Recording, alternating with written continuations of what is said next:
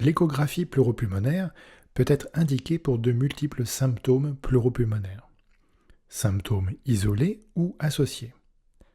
Parfois, d'autres symptômes, a priori non pleuropulmonaires, peuvent conduire à pratiquer cet examen. Parmi les syndromes particulièrement prévalents en médecine générale, il y a essentiellement le syndrome interstitiel et le syndrome alvéolaire.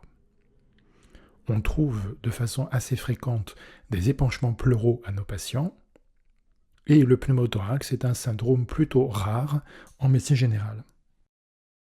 L'examen échographique pleuropulmonaire est toujours guidé par les données de l'interrogatoire et de l'examen clinique. Il peut aussi être guidé par d'autres examens paracliniques, radiologiques ou biologiques lorsqu'ils sont à disposition du clinicien. Pour une performance diagnostique accrue, il est parfois très utile de l'associer à d'autres échographies réalisées dans le même temps.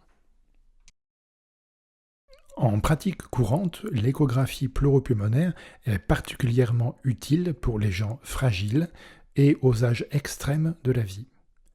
Récemment, elle a aussi démontré sa grande utilité dans la gestion médicale de la pathologie du Covid-19.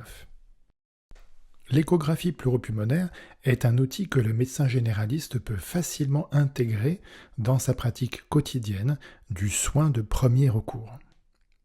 Pour certaines indications précises, cet outil a fait la preuve de sa performance diagnostique. Il permet un diagnostic précoce et le suivi du patient. C'est un acte réalisable en tout lieu par le praticien lui-même sans l'aide d'autres professionnels de santé. Cet acte est rapide dans sa réalisation, il a un faible coût par acte, il est totalement inoffensif et donc répétable sans désagrément pour le patient, il est réalisable en tout lieu, en consultation comme en visite à domicile.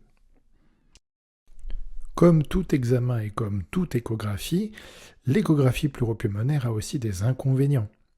Comme l'interrogatoire ou l'examen clinique, elle est opérateur dépendant. Comme votre clinique, elle est aussi patient dépendant. L'échographie pleuropulmonaire ne peut pas être un examen aussi exhaustif que le scanner. Enfin, la pratique de cet examen nécessite un temps supplémentaire avec le patient.